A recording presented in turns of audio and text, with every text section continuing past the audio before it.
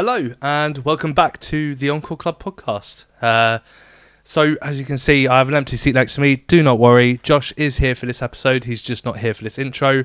But I did want to just jump on quickly and just say a quick thing about our guest today. So today we're joined by Tom Leech. Tom is a senior talent manager over at HLD Talent. HLD Talent represent an array of pretty amazing people from, GK Barry to Tennessee Thresher and Bambino Becky and many, many more names that you'll all know from all over the internet. And Tom is one of the talent managers there, and he is genuinely probably one of the nicest people I think I've ever spoken to. And I won't go too much into it, but in the episode we talk about how me and Tom first got in contact 4 years ago, and how he has actually been, really supportive of the podcast all this time. And so it's really kind of like a full circle moment for me to get him on the episode. And I know that me and Josh had a really good time with this one. So enjoy.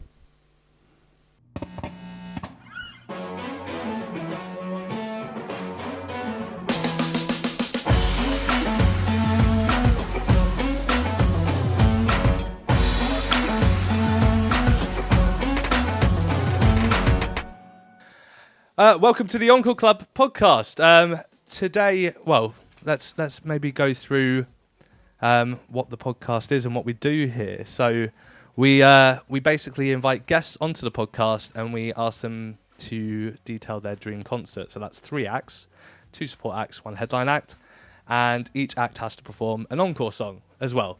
Today we have Tom Leech joining us. Tom Leech.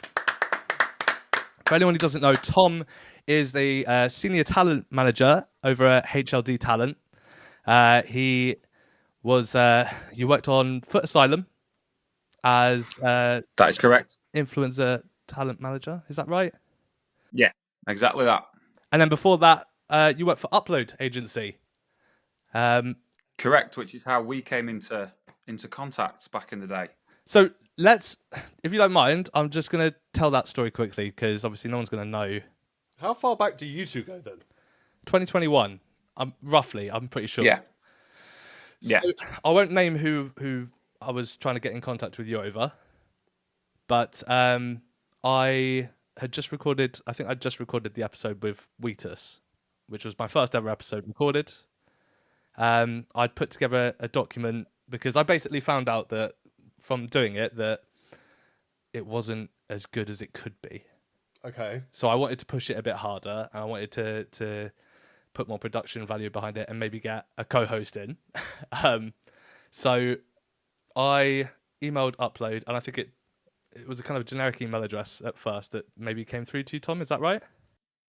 That's right, mate. That's right. And I basically was targeting a particular kind of YouTuber to see if they'd be interested, because I heard through various channels that they were looking to potentially do something similar to that. Tom thought it was a good idea, and he, bless him, did a lot of work to try and kind of push that collab to happen. Unfortunately, it didn't. But that means that we have kind of led to where we are today in this new little setup we have with the new co-host and kind of brand spanking new show. So yeah, that's how it's kind of come about. And I wanted to invite Tom back on because he showed some love for the podcast from the beginning and believed in it, which is huge for me as a kind of creator. So yeah, Tom, thank you very much. Not at all, mate. Not at all. But yeah. The idea of it was always. I always thought it was a good one. It was a shame that we didn't make it work early, but we're here now, so that's fine. We made it. Exactly. So, Tom, just to start off with, you went to Manchester Uni, is that right? That is correct, mate. Yes. And so your first kind of dealings in the kind of, I guess, social media world and everything was working for AXA Insurance as is it digital marketing manager, is that right, or something like that? Yeah, it was like I was like partnerships manager. So Well, that's what I ended up as. I did a load of boring jobs before that, but I ended up partnerships manager, and I was helping with the partnership between AXA and Liverpool FC. So obviously Liverpool are sponsored by AXA in some capacity. So I started getting a taste for how that world works at that point. That was like the first little taster of it that I had. Yeah. Okay, awesome. And how awesome. did you go from AXA Insurance, right? Yeah. So how did you bridge into where you are now? Because that It's content stuff, but insurance is boring, and what you do now is a lot more exciting, right? yeah, it's quite a good story. Mildly traumatic, but not really. But it is quite a good story. So basically, my ex-girlfriend was in the TV world. She was on a certain TV show, and basically she had like an acting agent who looked after all of her like big contracts and proper like bookings. But she didn't have anyone doing like the sorting like hotels or like gifted trips or paid social media stuff. And I basically made up an email address, just made up a name, which was James Lker. No, I not really sure why. Set up just an Outlook email address and just started.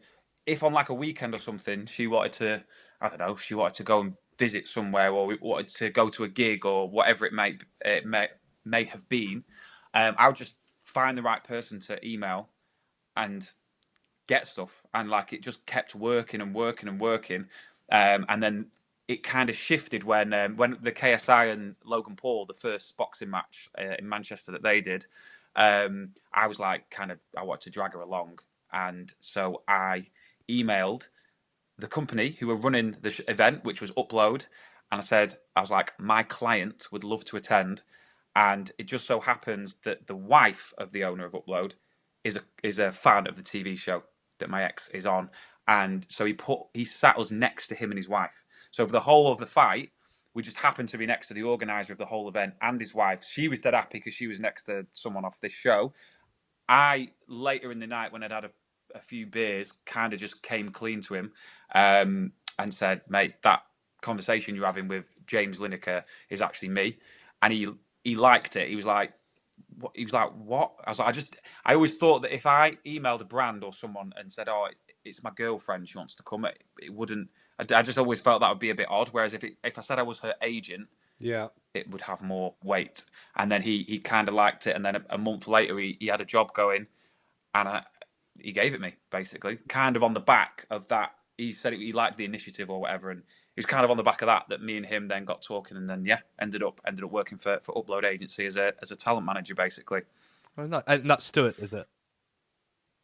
Yes, that's Stuart. Yeah. Lovely. Okay, cool. That's a cool, cheeky way in. Yeah, very, very. Did you get to go to... It wasn't a conventional way, but I think I don't know. He liked it. I could tell that he liked this kind of little story behind it, and he was almost like, "You cheeky bastard." He was like, "But fairs, that is."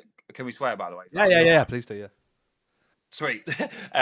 He was like, "You cheeky git," and then he'd had a few beers at the time as well, and he was like, "Let's stay in touch," kind of thing. And then that's how it came about. Oh, nice. And then obviously you kind of rose up through a couple of ranks there as well, didn't you? You were in merchandising at first?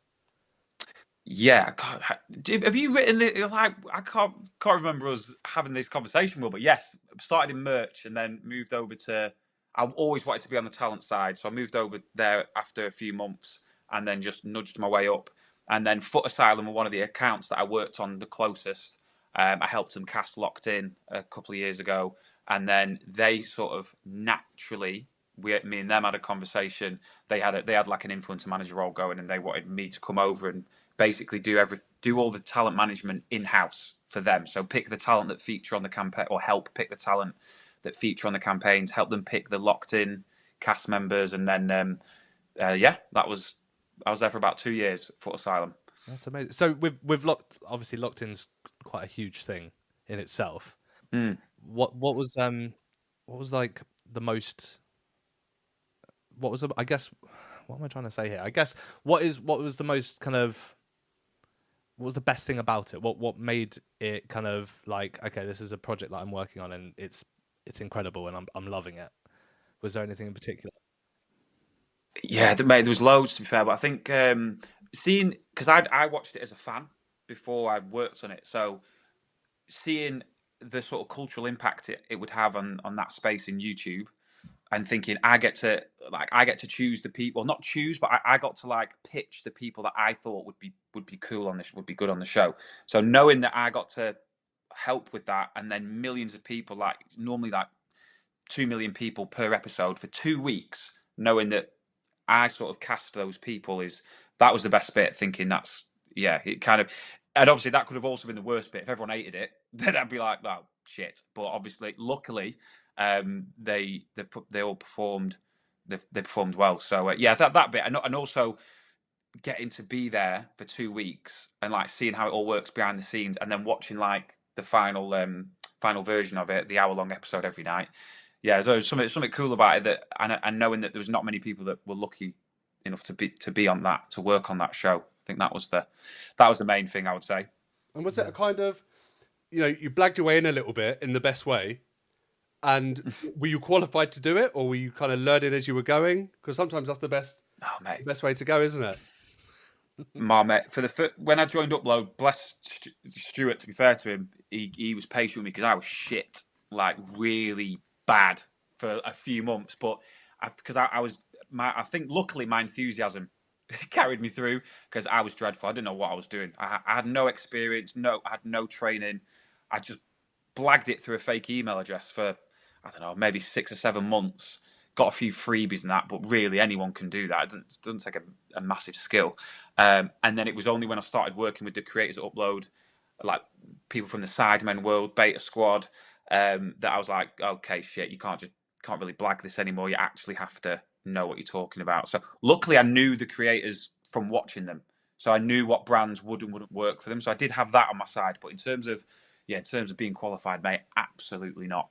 I couldn't have been less qualified if I tried, to be honest. That's a great way in. That's the love story of it, isn't it? Yeah. Rather than I applied and I had to interview with this person, you blagged your way in, and it's obviously turned out not too bad. Yeah, it's done well. Yeah. And now, Fine. Yeah, and now you work for HLD Talent with Hannah. Absolutely, yeah. So you started that in January, was it? Yeah, literally start of the year. Yeah. So from the casting, locked in a couple of the first one that I cast, which was season 3. I was doing it from Upload, and I was like, GK Barry, we have to have her in. She was relatively big at the time, but nothing like what she is now. So that's how me and Hannah came to me, because obviously I had to contact her to do all the booking. And then on the back of that, I moved over to Footasylum, and we made Grace the female sort of ambassador, the face of the women's department for 2 years in a row. So again, naturally became close to her and her team, which obviously for the most part was Hannah. And then back end of last year, me and Hannah were out. We were having a meeting, so to speak, about Grace and Footasylum. We just kind of unofficially had an accidental chat, and she was kind of jokingly said, "When are you going to come and work for us?" And I was like, "Well, we can talk about it if you want." And then it was like the Spider-Man meme. We were like both pointing at each other, and then we actually had the conversation, and started in Jan. Nice. Are you enjoying it so far? Love it, absolutely love it. The time's just like evaporating in front of my eyes, but it's because we're like, Grace is just so in demand at the minute. So it's a good problem to have. She's like batting off brands at the minute. So super busy, but absolutely loving it. It's brilliant. Yeah, I can imagine. Yeah, that'd be amazing. I mean, yeah, I would love to be. I mean, we're in this so that we can not only do the podcast, but also so we can meet kind of these people as well, hopefully in the future. And that's kind of something that we're really hoping to grow into as a podcast. And obviously we're trying to hit the ground running quite hard here as well. So we've managed to book some really cool people for the first season already. But yeah, hopefully it grows into something a lot bigger in the future. And I mean, I've talked to you a little bit about the overall plans and stuff. We won't go into it now, but yeah, fingers crossed. Well, it's a sick concept. Like I that's why I was, when you came into my inbox, I was excited, because it's a concept that I would watch as a music fan. It's like a concept for a podcast that's such a good idea. So I would like to think that you're going to do well. I've got my fingers crossed anyway for you. Me too. Well, that's good to hear. Yeah, we got someone in our corner, mate. It's all good. Absolutely. Well, look, while we're on the topic of music, warm up icebreakers for you, Tom. Ready to dive in? Right. Let's do it. What's a cover song that you think's better than the original? Oh, that is a good one. John Mayer's cover of Free Falling, Great. which might be controversial because obviously Tom Petty's a legend, and that song is amazing. But John Mayer's cover of that is one of my most listened to songs just in general. It's like immaculate. So yeah, might get roasted for that, but that would be my answer. It's a split crowd, that one. But it is. Yeah. I know you like it as well. I do, and I don't know, Tom. When we do these episodes as well, people come on and these first kind of these icebreaker questions is what we kind of called them. They can kind of tell us a lot about how the episode's going to go, and like just by throwing someone we actually know into the mix instantly, we know that it's going to be a little bit easier on us this time. So that's great. Good. He knows John Mayer and Tom Petty were sweet. Sweet, that's it. That's the whole. Good start. It's a good start. Okay. What's not acceptable is when you say when people don't know the original. Yes. Yeah. Okay? Like my mum. Yeah. Have you heard that new John Mayer song? Do you know what I mean? Yeah. His version of Hallelujah. Like whose? Jeff Buckley. Is that a cover? Don't even. Yeah. It's Leonard Cohen, mate. Oh shit! I should not be on a music podcast. All right, get off. You're out. We've got any Tom, let's talk about who we can bring in, mate. Are you free?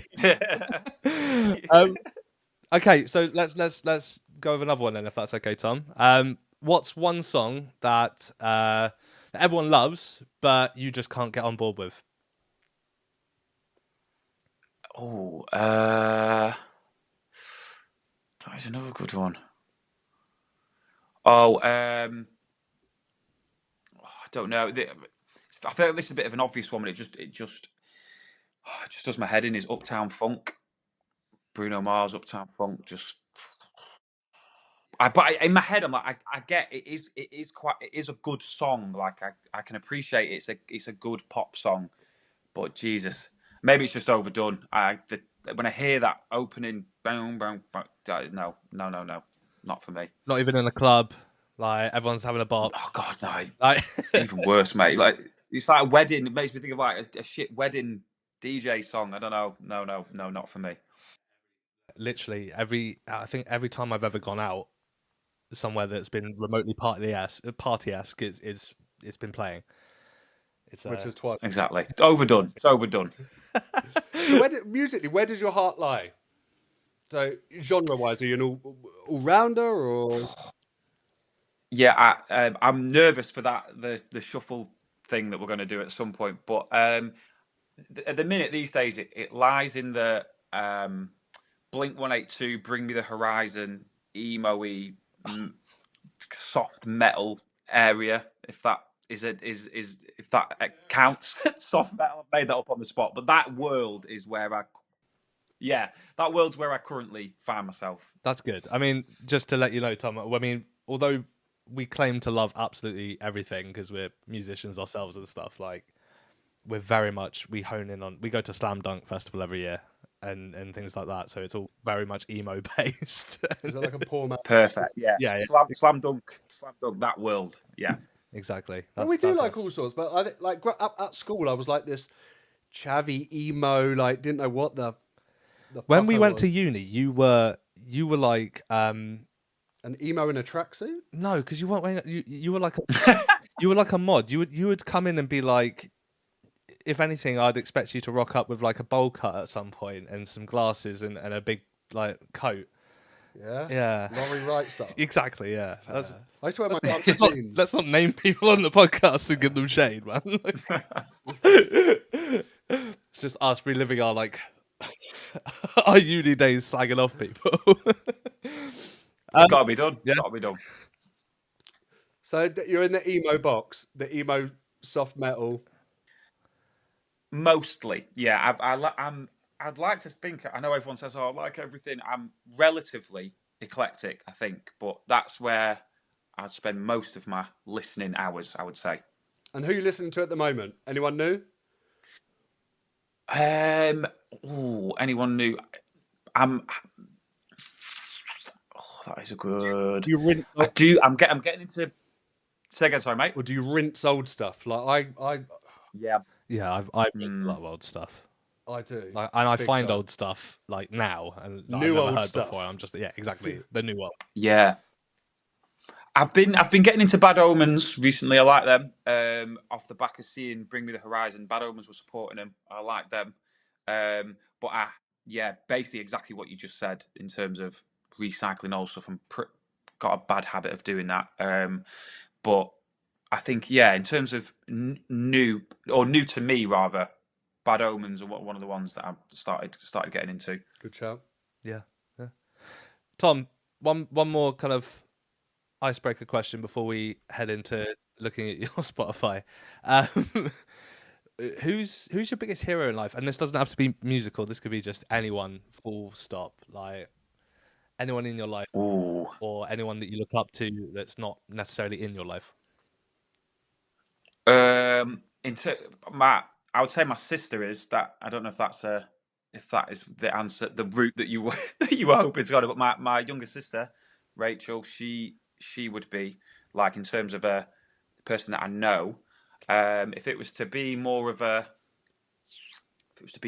I don't know, like a famous, well-known person. I might have to come back on that one, but like the immediate answer would be my sister, 100%. Well, shout out Rachel, like that's huge. Shout out Rachel Leech, yeah. I would probably pick a family member, to be fair. I don't know if you would. Would you? Your sister, maybe. Hero.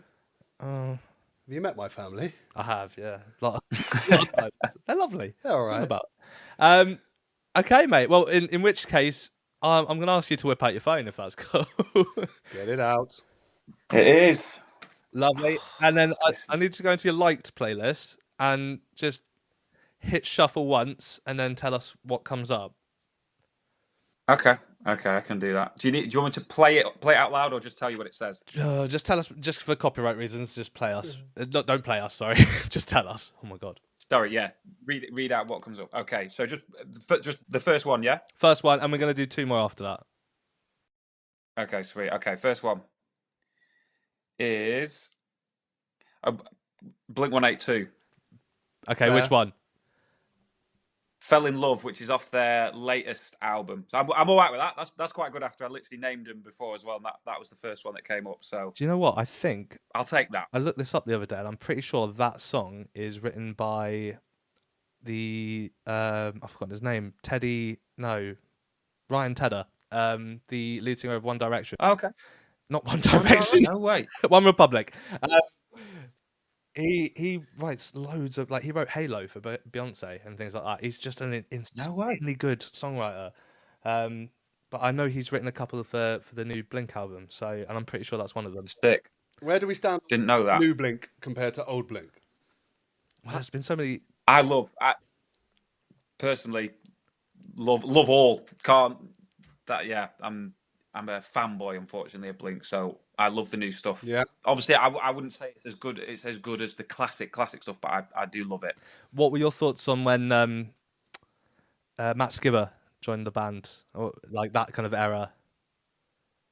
Do you know what? I liked it. I thought he did a good job. I liked the albums that they did. Obviously, they weren't their best, but they had some genuinely really, really good songs on those three albums that they did, and I felt for him, I guess, because you're never ever going to touch Tom DeLonge, right? It's literally impossible.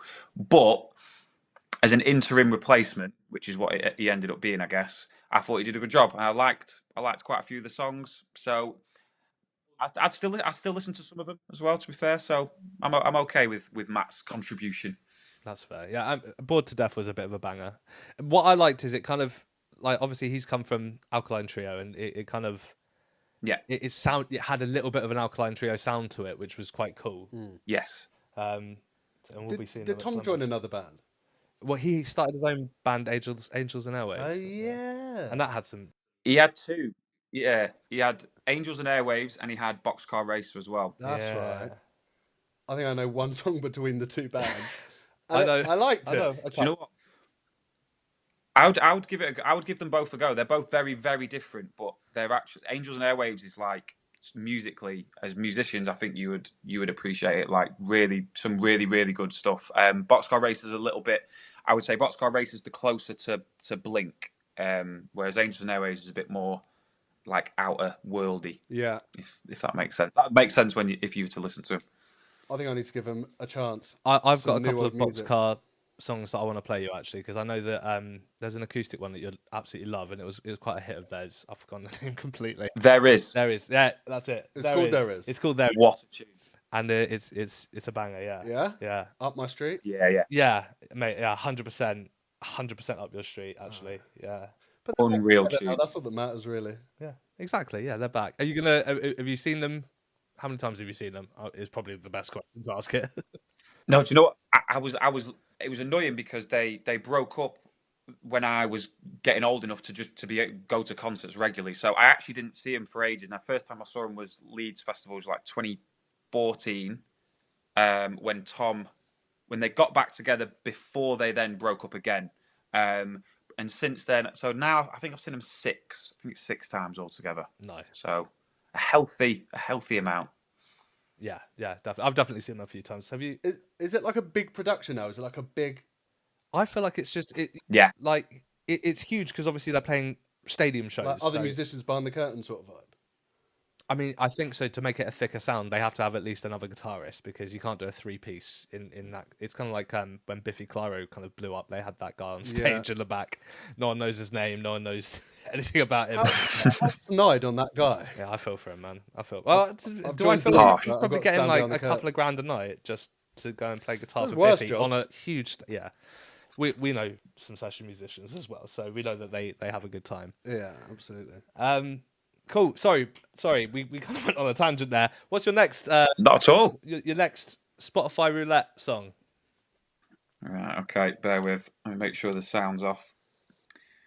We have. Oh. Okay. The Rolling Stones, Depending on You, which is off their.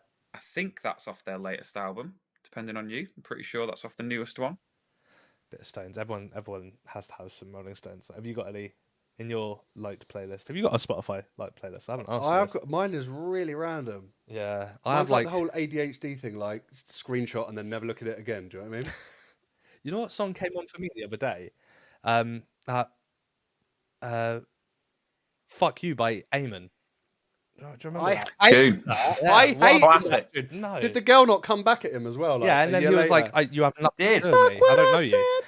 I hated that. That's got to be good 20 odd years, isn't it? More than that. I mean, a lot of my influences were kind of shaped at the age of like 13 to 15. I'm pretty sure. Yeah. I can't. I said I hated it at the same time as you said tune. So I think it's a banger. Well, like as a joke, like tune in like a jokey way. I should state. But then, like, timeless. I also, yeah, true. What was she called? Timeless. Frankie, Frankie. Who and was like, she has nothing to do with me. Like, she's not even my ex. Oh, she just rid his way. Yeah, 100%. Eamon's they both get to number one. And it was. Yeah, it was called "F You Right Back," wasn't it? I think her response. Yeah, we're all going to listen to these both tonight. 100%. And people are going to go 100%. Listen at this at home, and I expect them all to be kind of jumping on these playlists. Yeah. We should. I think for every episode, we should make a playlist of all the songs we've spoken about. That's a good shout. I like that. That's a good shout. Yeah, and get those out. I reckon that's always interesting because we might not be able absolutely to here, but sounds good to me. I'm aware that we're taking forever to do any of this, so let's go with one more if that's okay, Tom. Of course we can. Last spin of the wheel. Okay, a bit more diverse. Juice WRLD, Won't Let Go. Nice. Okay, I like that. Love Juice WRLD. Absolutely love Juice WRLD. Was very late to the party with him, and then during lockdown, obviously I had nothing better to do other than listen to people that I'd never listened to, and I couldn't believe I hadn't like given him the time of day before. And now, like, he's one of my most played artists most years. What song would you for anyone who isn't well versed, I mean, I don't think that's many people, but anyone that isn't well versed, what's the one song that you would sell Juice WRLD on to that person? If for an obvious one, I'd go for Robbery. I feel like that's like a really obvious one. But then I would go for Wishing Well off his, not the latest album.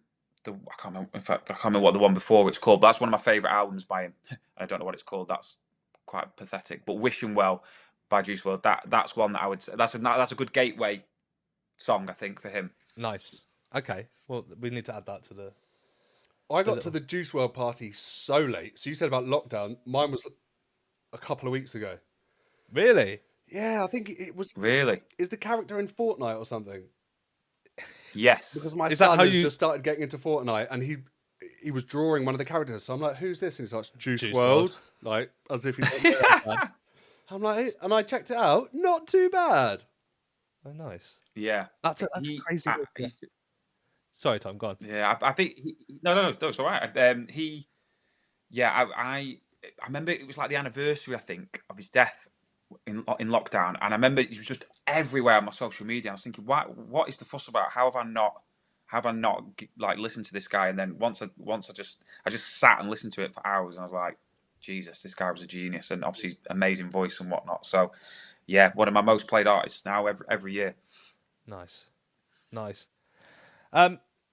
Right, Tom. This part of the show, before we actually kick into like asking you about your dream gig, we like to kind of give a little shout out to independent venues across the UK, just because obviously they're on their knees a little bit and they need a bit of helping. Yes. So I think it's always good to kind of just acknowledge them a little bit. And so we wanted to ask you, what is your favourite independent venue? Ooh, it's going to be one in Manchester because that's where I'd go to most of my. That's where I go to most of my gigs. I'd maybe Deaf Institute in Manchester. I'd probably go for. Great shout. That's independent, right? Deaf Institute's independent. I don't know if it's part of the O2 group, but it might not be. To be fair, I'm not massively clear. I haven't been there, so What capacity are we talking? how many people? It were under 1,000. We'll call it independent for sure. We'll give it a shout out regardless, because it is a good. I've heard it. Yeah, I think it's independent. I think so. It's funny you mentioned it actually, because back in the day when I did the Wheatus episode, I'm almost 100% certain that that's one of the ones that they said was like a great venue. And then I made them talk about one in Brighton, because there's some great ones in Brighton. What's your favourite independent venue? Do you know Brighton quite well, Tom? No. So for me, especially at the moment, the Prince Albert, which is like in the indie scene, like all those bands were playing there, like I don't know, like the Kooks. They actually played there fairly recently, but it's another one that's I think there's plans to knock it down, turn into flat. So big up the. Oh, is it? Okay. Albert, yeah. Tom, just to let you know, the Prince Albert is the building that has the Banksy of the two policemen kissing on it. Oh, is it? Okay, sick. That's got like okay. stars as well, isn't it? Yeah, loads. Covered. Like there's a whole mural on the outside wall of all these amazing like artists and stuff. Like Tupac Unreal is on there as well, and yeah, so it's a really cool. It's got this really nice upstairs gigging spot, and yeah, I've seen a fair few gigs when we were at uni together down here. We used to go there quite a lot. I miss those gigs. Nice. What do you prefer? Gigs. Do you prefer a big old, a big old venue or a small intimate gig? The smaller intimate ones, I think, where you're like yards away from them, and then the crowd. I just feel like the atmosphere. Like sometimes the spectacle's amazing at the big ones, like going to see Coldplay and whatever, and now like Bring Me the Horizon, those big bands. But then something special about being in those tiny rooms with artists that like soundtrack your life without sounding too dramatic. Yeah. I think that's more special. I think 100%. That actually leads nicely into us starting this whole thing off properly and setting the scene a little bit. So I think the first thing we actually ever ask kind of any guest that comes on is, what venue would you be picking for your dream gig? Oh, I would pick Castlefield Bowl in Manchester in the height of summer, if you get the one sunny day a year in Manchester, Nice. that venue is one of my favourites that I've ever been to. Something I've been to a lot of gigs there with like big groups of friends as well, so it's a bit nostalgic, and that would be my choice, definitely. What sort of capacity is that? Oh, have you not been to a gig there? Is this like Milton Keynes Bowl? It's like a huge outdoor like area. So it's outdoor, but it's like an intimate outdoor one. That's why it's quite different. It's quite unique. I say intimate. It's like 8,000. But every summer they have like a string of gigs. Things called Summer in the City, and they always get good people on. Like, I've seen Stereophonics there. I've seen Blink there, which was unreal. Like DMAs, Blossoms, those kind of bands and that kind of world. So it's like a big gig for them, but also it still feels like it's relatively intimate, if that makes sense. Sure. That sounds amazing. That does sound good. We're trying to kind of expand our I guess gigging outreach. So we need to start going to places like this. We do, but you get to 30 plus and have kids and it's like, what do you mean the 45 minutes away? 45 minutes, my friend. supporting. Do you know what I mean? But I was at Manchester last I hear you. the year before. I got roped into Little Mix, my partner's Christmas loved present. Roped into, you say, mate? Yeah. We loved it, mate. No, probably roped in. He said this about going to see Harry Styles, and then he texted me from the gig going, mate, this is absolutely fucking amazing. I am Harry Styles through and through since that night. He started sending me like satellites and stuff, like Same. songs and stuff, and it was just like, to be fair, you got Satellite is a banger. You got me into Harry mate, off that. I took two of my younger sisters. One of them, my sister Rachel, I mentioned before, she's similar age to me, but we've got a younger sister called Zoe, who at the time I think was 16, 17, so like peak Harry Styles age demographic. And we took her, and I was like, oh yeah, fine. I wasn't really fussed either way. Left it like, yeah, fair. I thought he was brilliant. Loved him. So I'm Team Harry. Yeah, fuck you, man. Oh yeah, sorry, my bad. I did caveat what I said with the fact that you turned you got me onto my Harry obsession. Little side story about Harry Styles. Faith, my little sister, whilst I was at work the other day, she just sent me a video, and I won't say where it was, but she was like at a climbing center learning, like just doing the climbing walls, and she was trying to like set up her phone to film herself, and then someone just goes, "Oh, do you want me to film you?" Harry Styles, just like, and so she sent me this video. She's like, "You'll never guess who's." No way. It's like, why didn't you ask him to turn the camera on himself? Is there anything he can? I was going to say, yeah. Yeah, he works the camera like a pro. He can climb. He couldn't. Like, I think Oh no. Faith was trying to give him some pointers on how to climb and stuff. So I don't know. Fair play. I'm Amazing. jealous. But yeah. That's class. So, who are you going to with this? Who are you going to? Who are you going with to this gig? I'm going with my core friendship group, which I'd say maybe, I don't know, 6 or 7 of us that have, like, for the last best part of 18 years been going to gigs weekly, monthly, yearly. It's 6 or 7 of us, core group. Nice. Love that. Love Nice. that. A lot of people say that, don't they? Yeah. And these people make the night. It always makes Oh, it 100%. more special to have like people that you've had the experience of like getting all emotional with at gigs and stuff, Yeah. and having a banging time. Literally. The singing on the tube afterwards, after like a gig at Brixton and stuff like Yeah. that. I love that. When we came home from Catfish, Yeah, that's where my heart lies, man. we go to a lot of gigs together. Well, right, it's the dream. That's why this works as a podcast duo, I guess. It does, yeah. Hopefully. Yeah. Well, yeah. We'll see. We'll let you know how it goes after this, Tom. We're manifesting it. Manifesting it. We got an episode a little bit later to record, and if we fall out, I'll be texting you like, mate, it didn't work. Sorry. Okay, so on that, I have very recently had a chat with you about someone that you go to, or I've seen that you go to a couple of festivals with. Is it right to talk Yes. about this? Just want to make sure. Yeah. Yeah. I just wanted to know more than anything. So it's Bambino Becky who I'm talking about. Tom goes to a lot of festivals. Yeah. With Bambino Becky. I'm actually quite curious as to kind of what festivals there are and what you're watching, really. Yeah. So, well, last year we went to quite a few. She gets invited to them all, and she knows that I would go to the opening of an envelope. So I'd say yes to all. So we did British Summertime at Hyde Park, which was Morgan Wallen, which was amazing. I love Morgan Wallen, so that was very cool. Truck Festival is that Oxfordshire? I want to say Oxfordshire. I think Truck is, which is, I'd say, indie. Most of the acts are sort of indie, and then we did Reading Festival as well, and did we do another? There might have been another, but I would say it steers down the indie pop route for the most part. Okay. And nice. can you deal with that? Are you into that? What do you mean? Sorry. Because obviously, like your emo and your heavier stuff, where do you sort of sit with the indie and the pop stuff?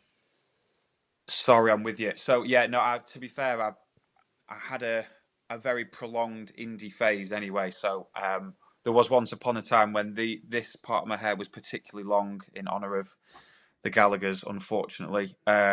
So it's actually, I still listen to quite a lot of bands in that world, and I love quite a few of them. So I'm all for it. Absolutely, yeah. It's definitely not a hardship for me to go along to those.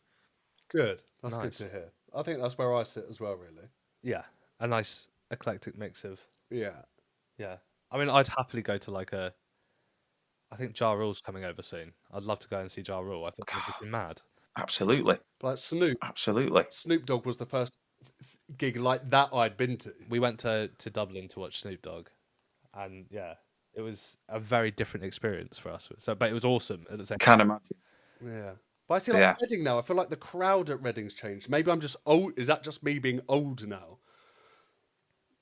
That is it more? No, I think you're right. The lineups changed massively. Do you remember like it used to be that I think the Sunday used to be like the heavy rock day, and now there's a big because the music industry's changed so much in terms of its output of artists. Like a lot of things does focus around rap artists, so they bring out a lot more rap artists because that's where music's going. Yeah. So yeah, it's because we're old. Is that what kids want? Well, yeah, I guess so. Maybe I'm just fucking old. yeah. Got my son teaching me about Juice WRLD. Fuck. You know what's funny about that? He's young. He's really young. Way He's too too young young for for Juice Juice WRLD. Too young for Fortnite. I was thinking that. Hopefully he's not going to call the social, so we should be all right. We'll see. Famous last words. Fingers crossed. Yeah. Right, so at the gig, do you buy merch? Oh, I used to love a bit of merch. I think if it was particularly cool, or if I could, I'll lean towards no. The short answer would be not anymore. But I have in the past, if it's a certain band or something, like one of my favourite gigs I've ever been to, I went to see the Strokes in New York on New Year's Eve in Brooklyn. So I was like, that's cool. Yeah, that is like bucket list ticked off. So that one, like I had to buy something. Like I just got the standard Strokes logo T-shirt. So something like that, yeah. But typically not. I would say anymore. That's fair. I'm pretty much in the same.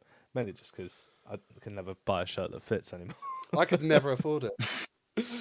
Yeah, no, it's expensive as well. To be fair. Yeah, exactly. Yeah, it is. Yeah, Tom, when you're going to these gigs, is one of the first things you're doing head into the bar? Are you getting a drink, or are you like straight in, find a place to stand, kind of thing?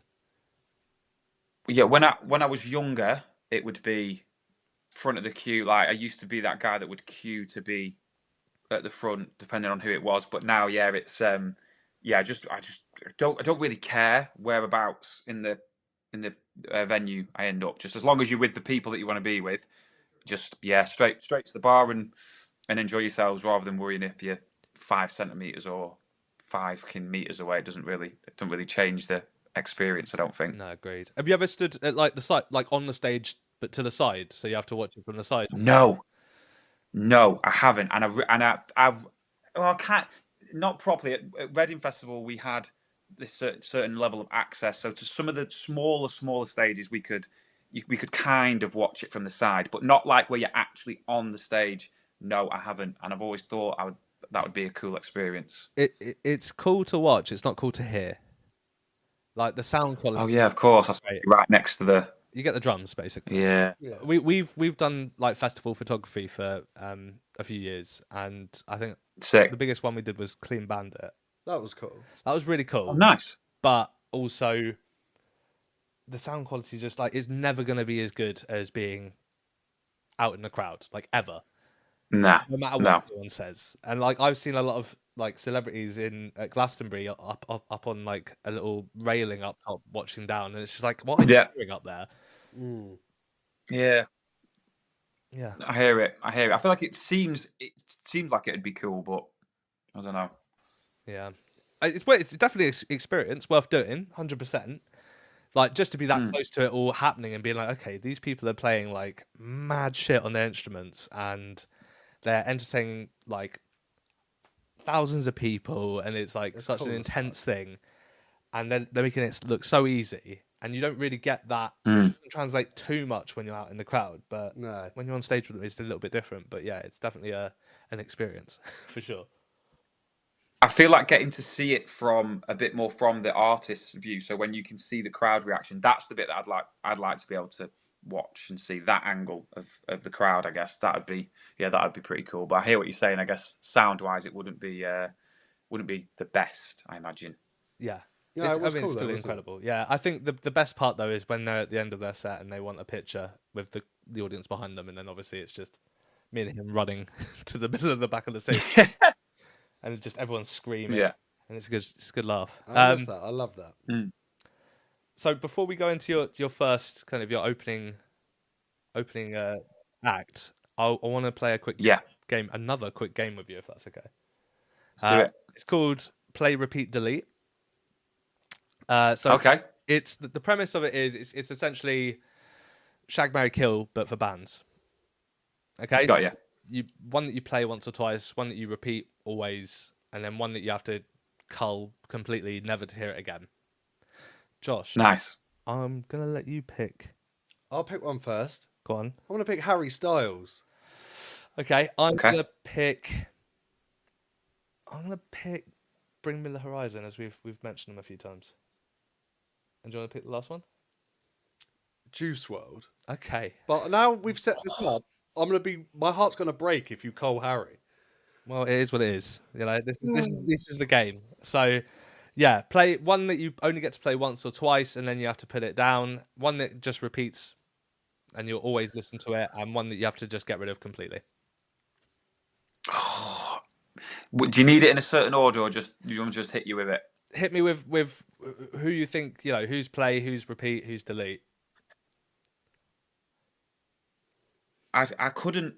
Bring Me would have to be repeat because they're literally one of my favourite bands. At the minute, I'd say they're my favourite band, and I can't delete Juice WRLD. So sorry, Josh. Harry, regretfully, Harry would have to go. He'd have.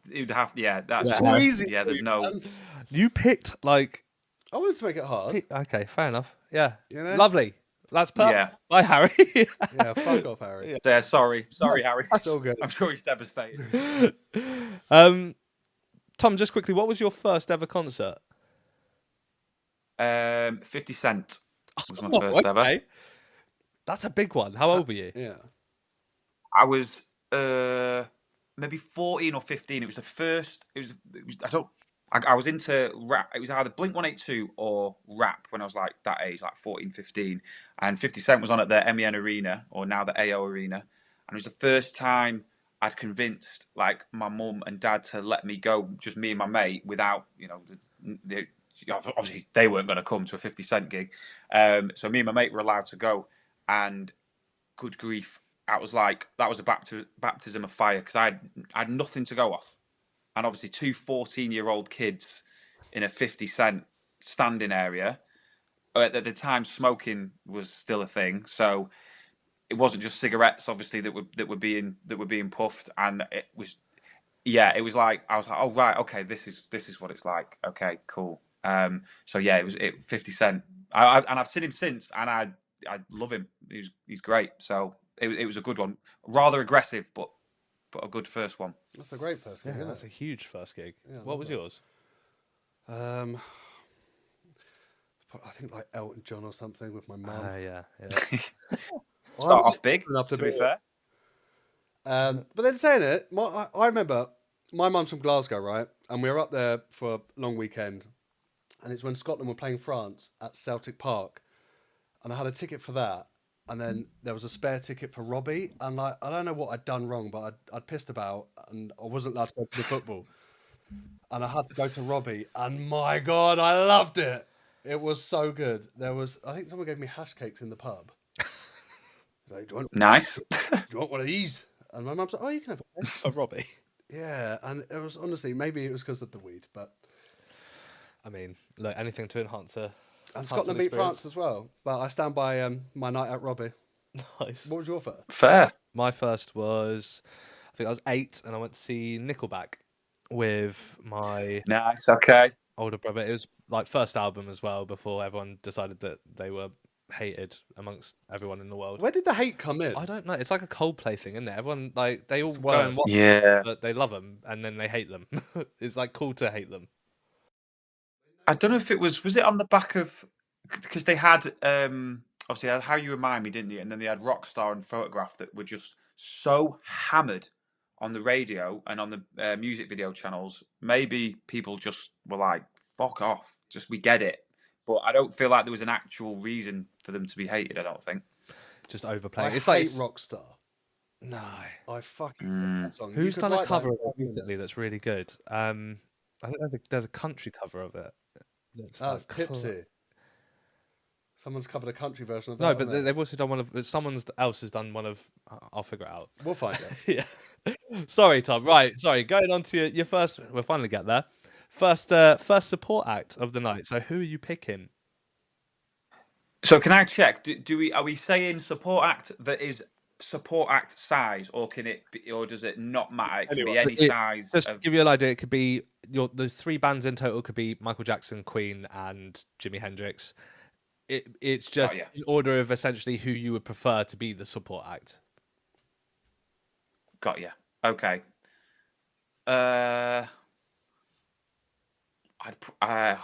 Unpopular opinion. I think I'd go 1975. I fucking love them. Me I told too. you that I reckon this would be a choice for Tom, didn't I? I'd mentioned it to you the other I day. get grief for loving them, but I fucking love them. Same, mate. I stand by him. That I get. Obviously, he's problematic, whatever. But Yeah. as their music, I fucking love it. I genuinely, absolutely love it, and I've seen them millions of times. And they're one of my favorite acts to see live. 'Cause it's just so much fun. I just love them. So Well, I do get some grief for them, and I know it's a bit of a pain in the ass. I first heard them. I had the EP of Sex, I think, and it's still when music videos were on. Yeah. Which is obviously, it must have been quite a while ago now, and the video was them in like it's just the band set up in a room, black and white, I think. Yeah. The EP version was better than the version that's on the album. But then that album, track for track, like bangers. Like Chocolate is just 100%. Girls and Settle Down, like that, like Robbers, that. Robbers is a tune. Yeah, all of them. Okay, that's a great first choice. Like, I love that. Yeah, big shout. So obviously we just mentioned a load of songs, but what's the encore song that they're performing? I would go with. I think I'd go with my favorite. I'll go for my favorite song by them, which is "I'm in Love with You," which is off their latest album. Yeah. That something about that song alters my brain chemistry. I don't know why. I think it's just fucking joyous. So I'd go with that one. Yeah. Nice. Good shout. That is a good shout. To be fair, I don't know.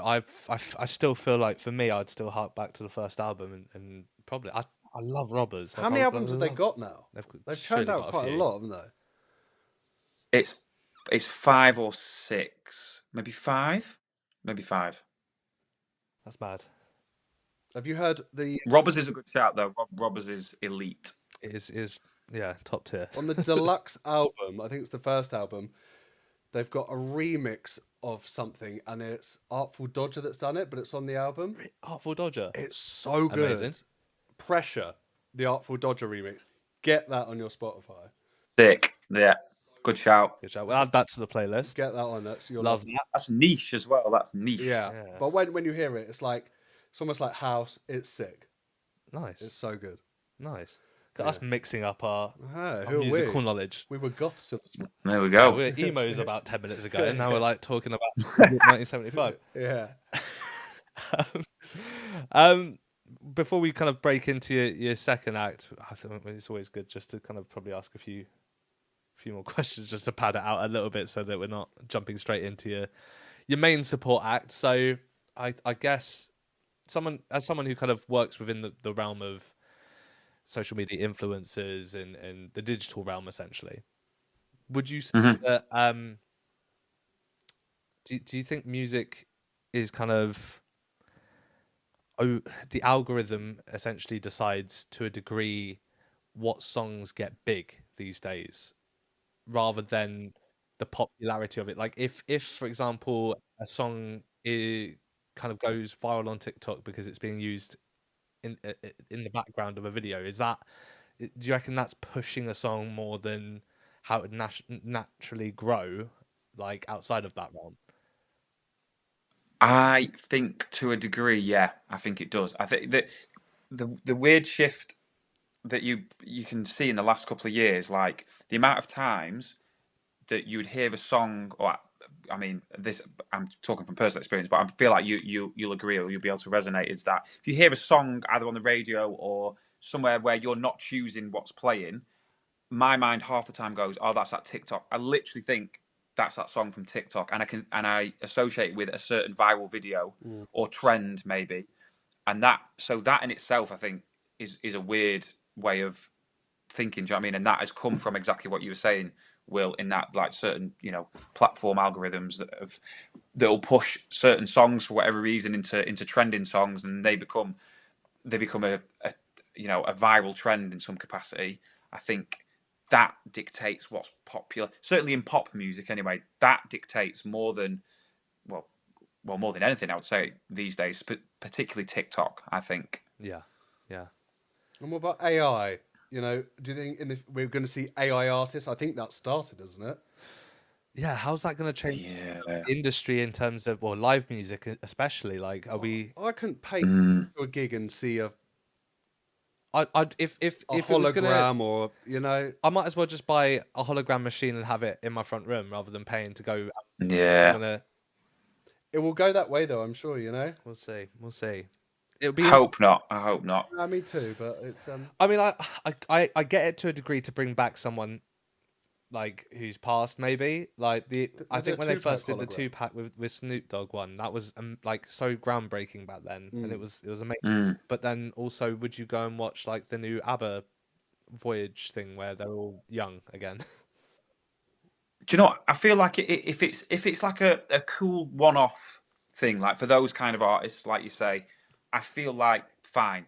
But it's more if it becomes like some kind of regular thing, and then it starts taking away opportunities or money from actual aspiring bands and artists and stuff that are still on the come up, doing all the independent venues across the country, and people would rather spend their money watching a hologram of someone. That's when it'd be problematic. But I think it's like a one-off. It's probably quite fun. I've never seen one, but I'm sure it's a fun experience at least. For the show, I suppose. I think you're right though, Tom. I think it's almost like it's like a one and done situation. Like you'd view it once and then you'd be like, okay, well I've done that now. I don't need to go and experience that again. I understand how it works. Fair, interesting. Okay, well, main support act, Tom. So this is the second artist or act or band that you're choosing for your dream gig. And then it's just on to the main act, right? So I've only got one support slot left. This is your second act of the night, and there's one more after this. Yeah. So it would probably be for. Apologies for bringing him up so many times, but I think it would be Bring Me, but with a honourable mention to I've never cared for him, never been interested in him whatsoever, and accidentally ended up with tickets to see him last year for the first time. Didn't know any songs other than what I'd overheard on social media and stuff. Travis Scott is one of the best live acts I've ever seen. Like in terms of the I say best live act, the audience, the crowd is maybe the best crowd I've ever seen at a gig. And I went sober and just sat in the lower tier and had no idea what to expect. And I was like, holy shit. It was like one of the best things I've ever seen. So if Bring Me Word, like my favourite band at the minute, I would say Travis Scott. Fair. That's like amazing. A bit of a curveball. Yeah, I wasn't expecting. Yeah. But was there not? There's a huge thing. One of his festivals, did it not like go off? Was that Travis Scott? Where the crushing? Yes, which makes me feel bad about saying it. Putting him in, I know what you mean. Like, yeah, that's off. Yeah, I was genuinely like, I was just sat there with I took my friend who I used to work with at Footasylum, Amy. She knew a few songs.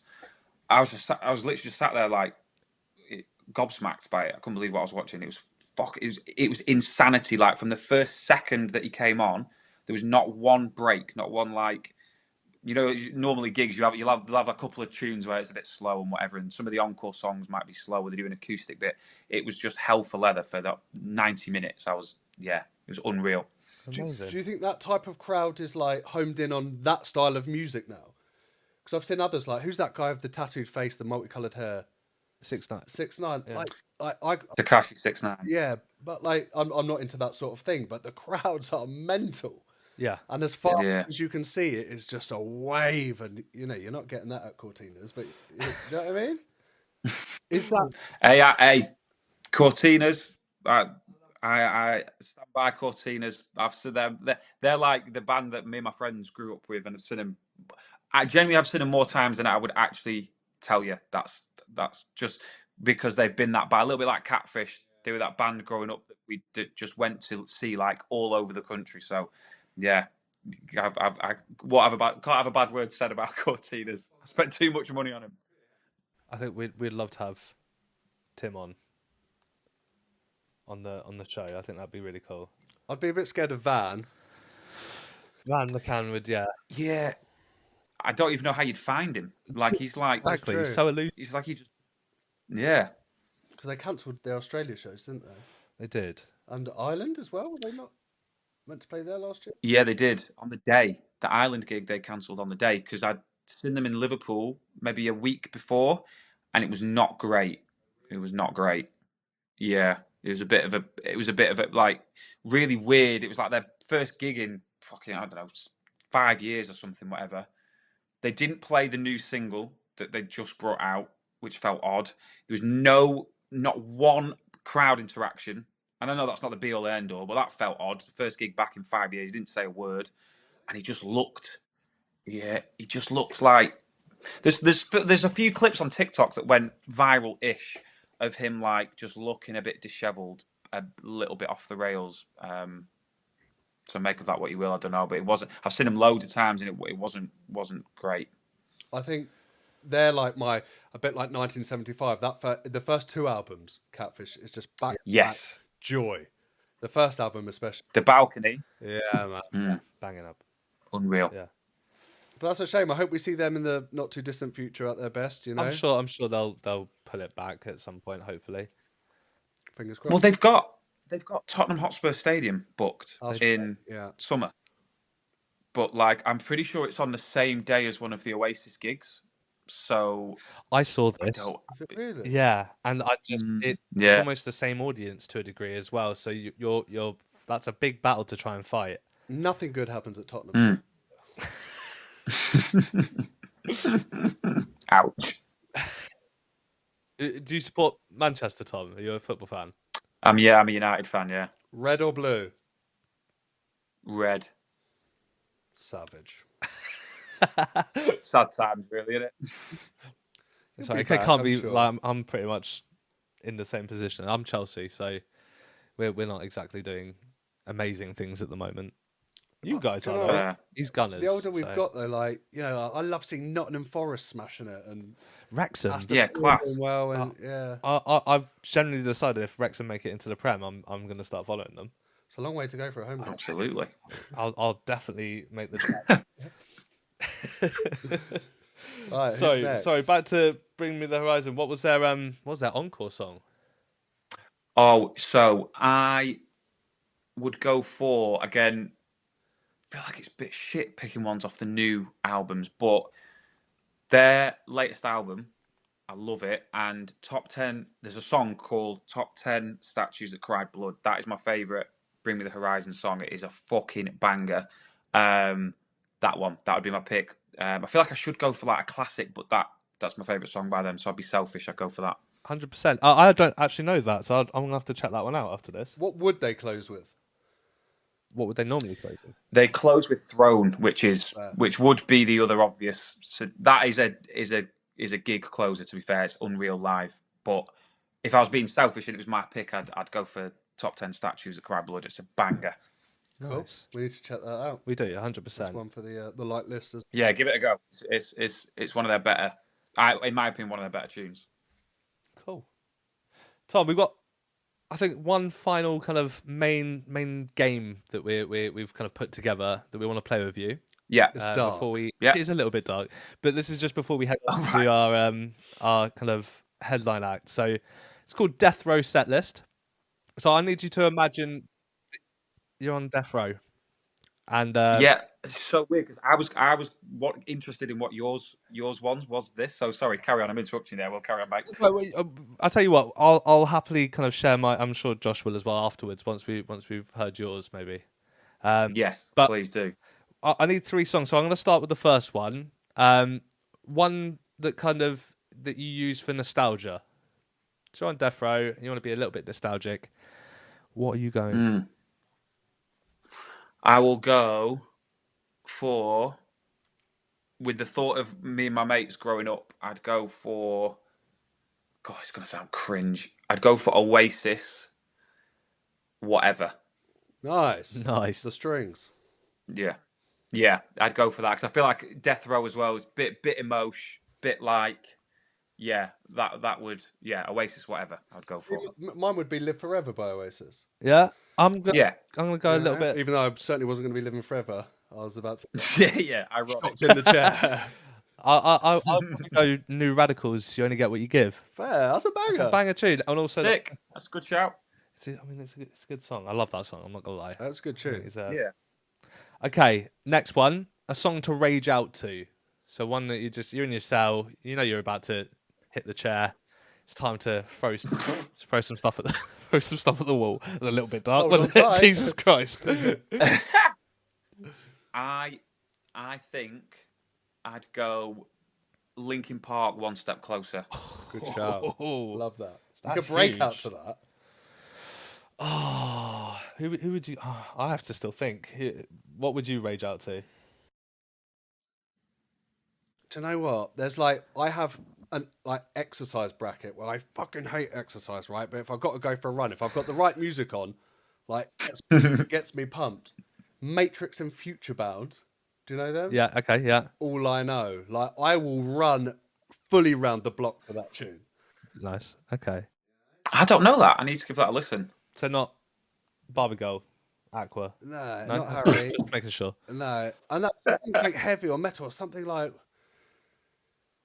I feel that. Limp Bizkit. Prodigy, mate. It would. Yeah, break stuff. the Break big stuff would be a good one. Yeah. Break stuff is huge. Yeah. Like probably some. I'd probably go Firestar Prodigy for me. And what about your Yeah. last one to go out peacefully to? Oh, the encore of your life. Oh, fucking hell. Oh, I feel like I'd want to go out happy. So I think it wouldn't make sense. The lyrics wouldn't make sense. But I think if I wanted to go out as happy as possible, I'd go for The Cure. Friday, I'm in Love. That would be Yeah, good shout. I like that. that'd be my finisher. I think. That is a great choice. To be fair, I haven't asked you this. What would yours be? Mine would be Billy Joel. Okay. And So It Goes. Yeah. Okay. Yeah. Yeah. Nice. That's my funeral song. Everyone has a funeral song. Everyone has a funeral song. 100%. I think that's what it would be. But that's depressing as fuck. Well, mate, I mean, I've Yeah. before, but Jeff Buckley, Hallelujah, like for me, that would be it'd be a bit of a tearjerker. Kind of Yeah. the way that I see it is like if your life is a movie, that's what song they're playing in the background when you're getting put in the chair. Yeah. They'd probably get. Can I ask you two kind of on the similar vein? I've got one for you that I'd be interested to know yours. So, if it's the end of the world, and you get to pick the song that everyone hears before lights go out, what is the song that you would pick? What's that REM song? It's the end of the world as we know it. Yeah. Proper tongue in cheek. Yeah, just laughing about it. Yeah. No, I don't know if I would choose. Like, sorry, you crack on. That's a good question. So before the lights go out for the end of the world, Satellite by Harry Styles.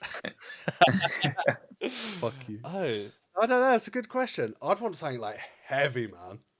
really? You want to end it on like just carnage? Yeah, if it's like Armageddon. Yeah. I can't have like. Oh, okay. I can't have, Billy Joel for Armageddon music. What's the song from the end of Armageddon? Oh, the Aerosmith song. I don't want to miss a thing. Yeah. Don't want to miss a thing. That's it. Yeah. It would not be that. No. What would yours be? End of the world. I think it for me, the last song that I want to hear, is it the one that I hear or that's just playing as like... It's on the tannoys. Yeah. So you basically like the whole world listens to your choice of last song fuck you all at the same time. I'm putting on something horrendous. Crazy Frog. Yeah. Fucking hell. Like we're all gonna die. Like Bada bing, bada bing. Buffing down. God forbid. What would yours be? Your Armageddon tune. I think if I like the thought of the Smiths. There is a light that never goes out, but I think it'd be quite depressing. So It's going to be a depressing time. The song can't really save that, I don't think. I guess that's true. Yeah. part of it would probably be for me like, what's the last song that I ever want to hear? I'm gonna be a little bit selfish here. Everyone's dying, so what's the song that Exactly. Yeah.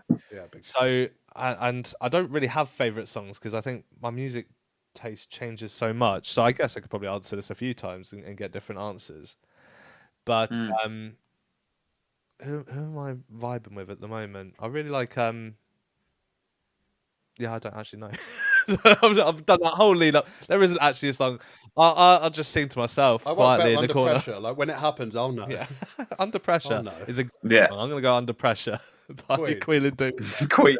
That'll do. Thank you. It's a good end. Fairs. What was yours? Did you pick one?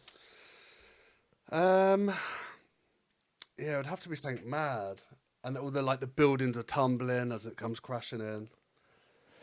Satellite by Harry Styles. Okay. Satellite by Harry Styles. Okay. No, I don't know what it would be. That's too hard. I'll let you know mine when the time comes if we're still here. We'll text you. Yeah. So like 3 weeks from now, Tom's gonna get the most random text from me. Like, by the way, just fucking Aerosmith. He's decided. It's walk this way. It's like, who's your favourite band? It's too hard a question. It's yeah.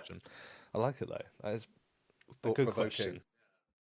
You can pinch it if you want. Pinch it for the next guest. I think you find we will, edit sir. this bit out, and we'll be using that next. In the cut, Tom. That's gone. Cheers, mate. We're on to your headline act, mate. We're near the end. We're on to your headline act. Yeah. So, who is it? Who are we having for your headline artist for your dream concert? I think it is at the risk of being very obvious based on all the conversations that we've had on this in the last hour. It would be Blink. I think it would be Blink. That's a great shout. To be fair, it'd have to be. I mean, I'm pretty sure they'd make my dream lineup. 100%. You can't go yeah. wrong with Blink. And look how they've linked. Like, I just think they've soundtracked every stage of. Sounds so dramatic that, but they've soundtracked every stage of my life, and still now I choose to listen to them all the time. So I think, yeah, it'd have to be them. They're able to hit on like every note as well. Like I think people kind of misconstrue him as this one-trick pony, but actually, when you listen to like, you got the earlier stuff, which is a little bit more kind of almost kind of the pace of it's a little bit thrashy and it's a little bit overly punky, and you've got like the emo-y stuff from the self-titled album, and then the kind of more modernized from this later stuff. So it's like true. it all. Yeah, I fully agree with that, mate. 100%. Me too. 100%. You have an opportunity here.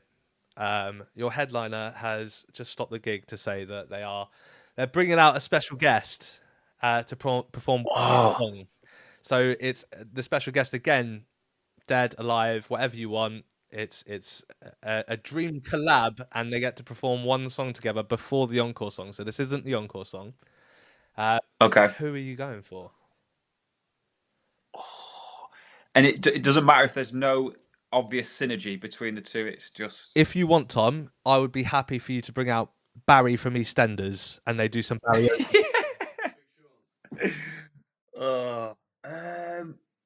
Shit. Who would I pick for that?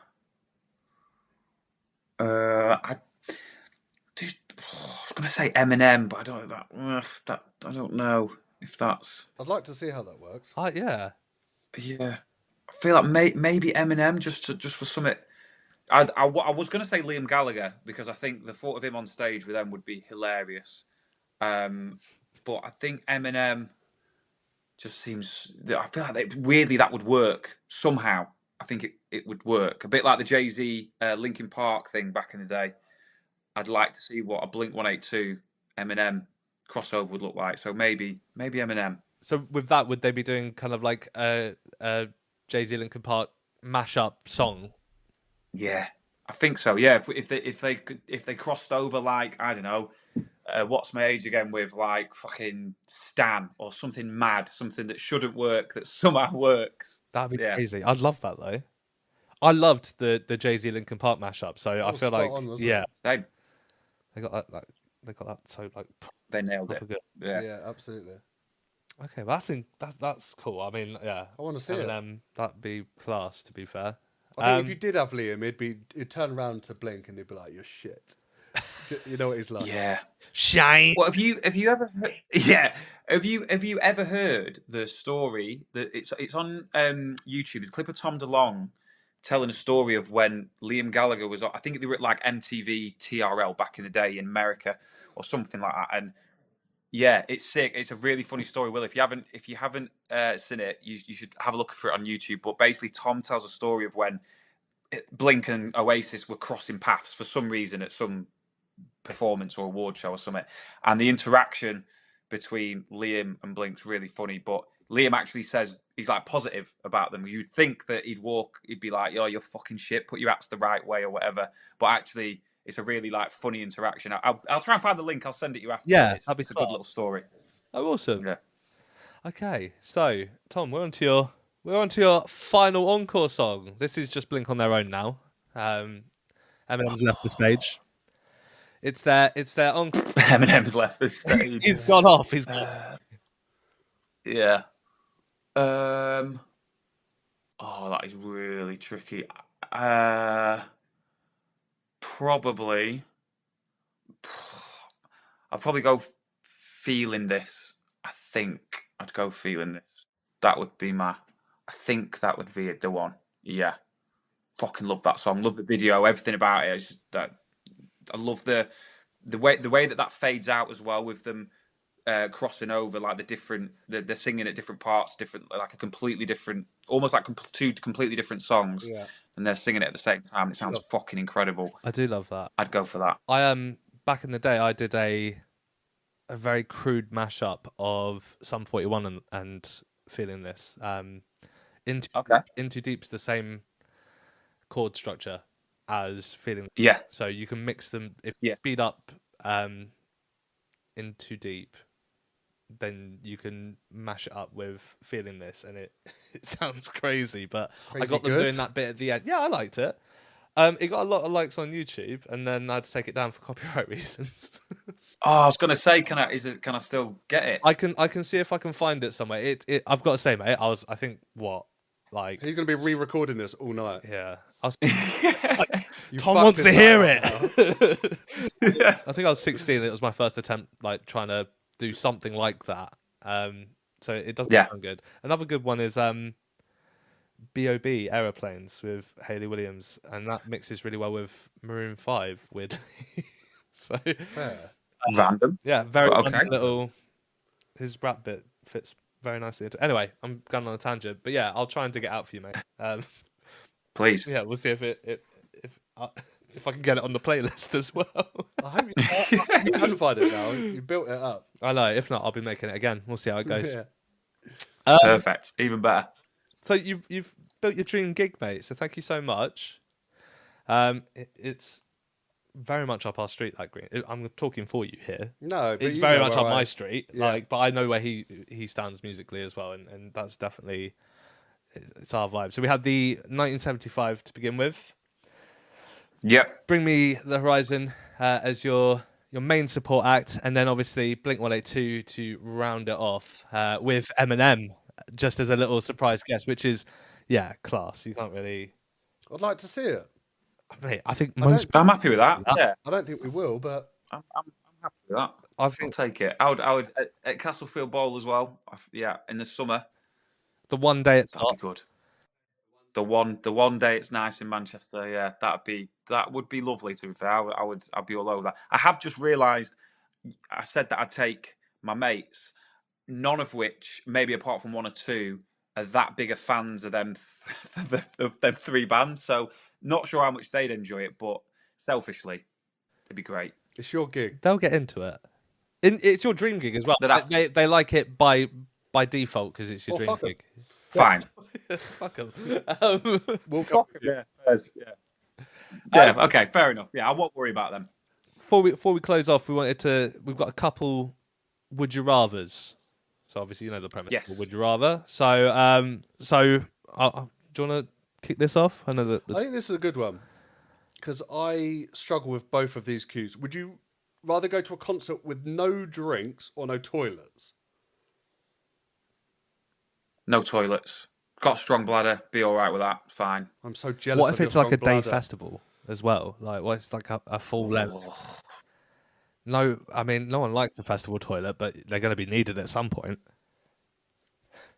Oh, yeah, because now I'm thinking about.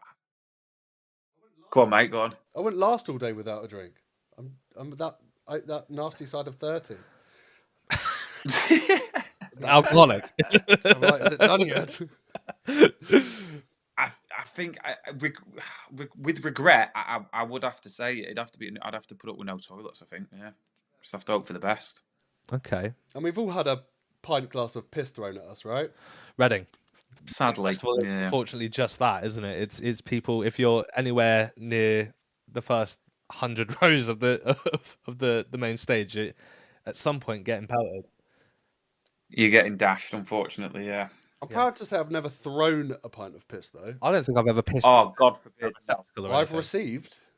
Oh, I've received. I think the thought process to me of pissing in a cup and throwing it into a group of people is a bit odd to me. I don't know where that thought process comes from, but yeah, so I'm with you on that, Josh. God forbid. I feel like it's like an inherently British thing as well. I don't think you get this in like America or if you go to like a festival in Croatia, they're not throwing piss everywhere. That's just something that we No chance.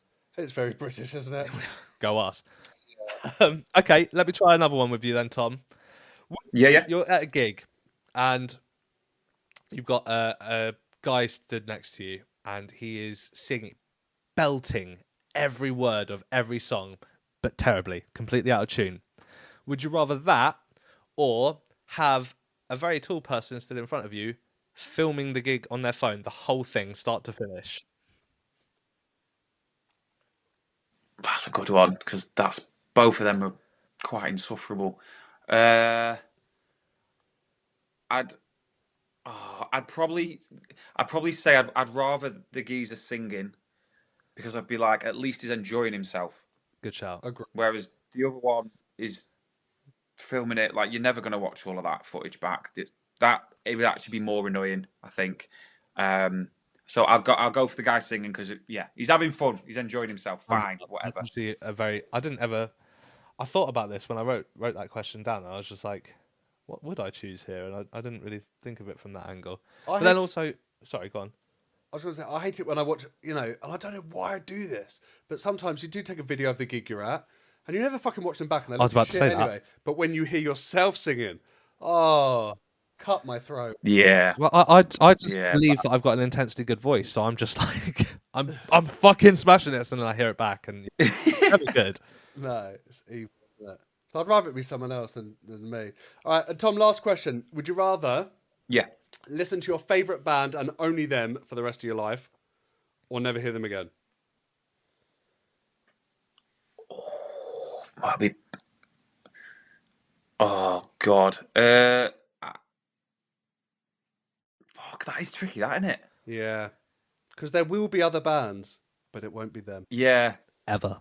Because I'm just thinking of if I'm just taking it if it was Blink, I'm like, well, there's so many bands that are quite similar, so you'd maybe get away with it, but then never hearing that stupid Tom DeLonge voice in that with that accent would be tricky. Where are you?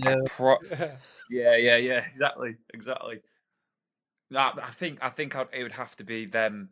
Never again. I think because there's so much more. So much more to listen to outside of them. That I'd have to take the hit. I think. Yeah, no, I agree. You'd lose them. What would you do? I'd lose them. You'd have to. There's a lot. Yeah. I think because my music taste changes so much all the time as well, I don't know if it would be that big a loss that I think it would be. Yeah. Shit forever. Yeah. What was I thinking last Tuesday? Yeah. Can't have that.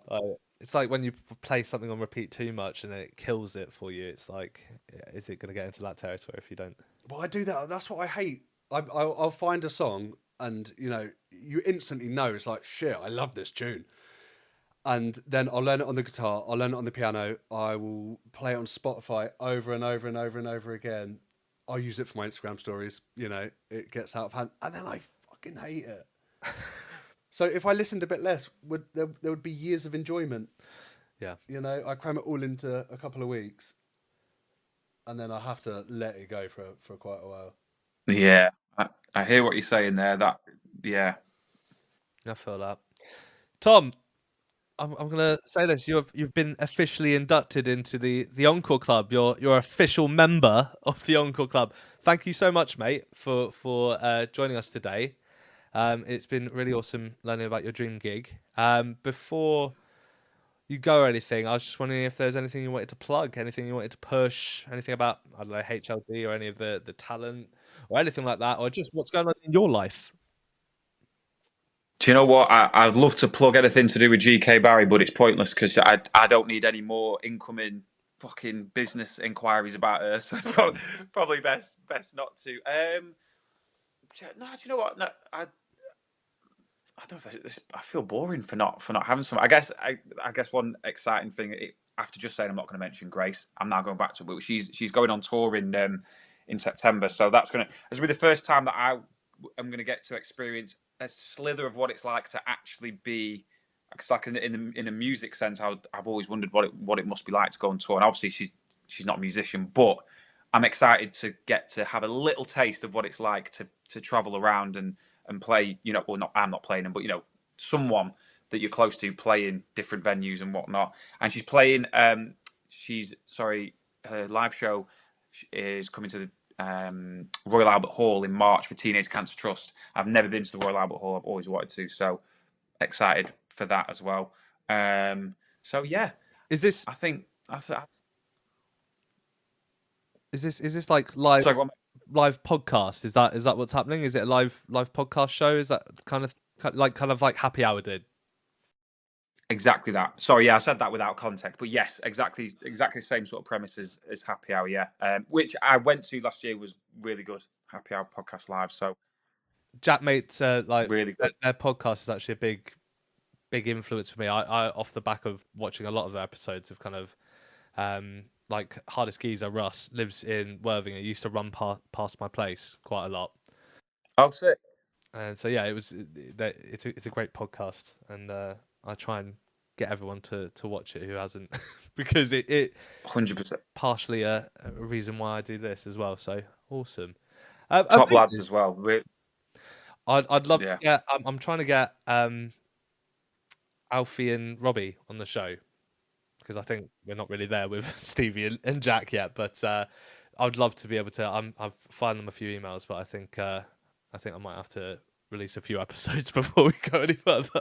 Yeah, well, I'll put in a good word. They're that. really nice lads as well, to be fair. And Alfie in particular would be an interesting one, because he's obviously being a musician himself. He'd be a really interesting person to have on, to be fair. And he's a really nice lad. So yeah, I think that's hey, let's make it happen. We'll manifest it. Manifest. Tom, thank you so much, mate. It's been an absolute pleasure. Thank you for being a part of the Encore Club, and yeah, obviously keep in touch, and we'll catch up soon. 100%. Thanks so much for having me, and I hope it has all the success, because it deserves it. It's a great concept for a podcast. So I'm wishing you all the success, chaps. Lovely. Nice Thank one. you Thank so you, my much. man. And for everyone that is watching, we'll definitely see you guys next week, or listening. You'll hear us next week. Thanks very much, guys. Tune in. Cheers.